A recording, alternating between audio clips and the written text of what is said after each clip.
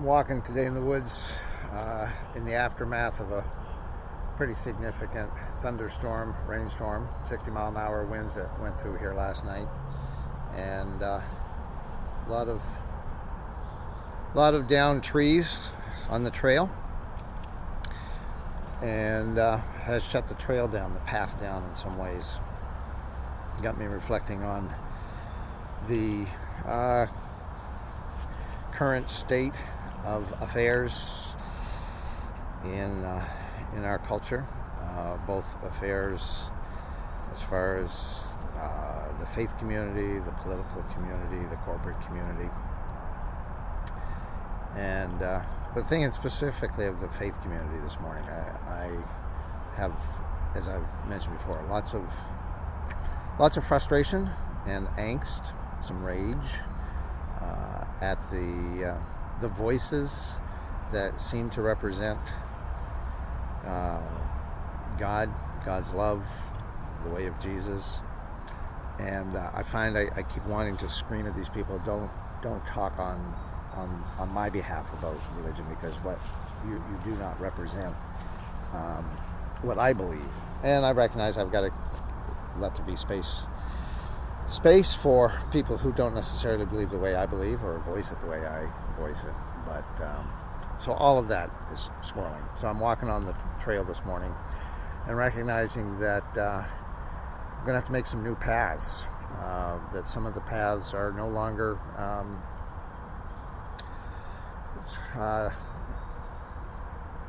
can't travel them anymore. They simply aren't going to get me where I'm heading. So it reminded me that when we look at the church, or we look at faith, we look at God, there's kind of like three different paths, I think. Path number one is people who say, I'm not going to question anything. I'm just going to continue to walk down the path of Christianity the way it's always been, the way it always will be, and I'm okay with that. There's a second path where it's people who just kind of say, no, I'm done with that. I'm done with God, done with church, done with faith. I preached a while back and said that in order to really follow Jesus, I had to become an atheist. In other words, I had to stop believing in God as I grew up believing, and set on a path of discovering a new perspective of God, a new perspective of faith. I think that's the third path. I think it's the path that Jesus invites us to. I think it's a narrow path where he says, walk with me and discover life, discover faith, discover the love of God, discover justice, discover kindness, mercy, grace. But it's a narrow path, and probably in situations like today, it means getting off of the established path and bushwhacking and finding new paths. So that's what I'm doing today. I'm finding new ways to get through the woods, to get to some of my favorite spots.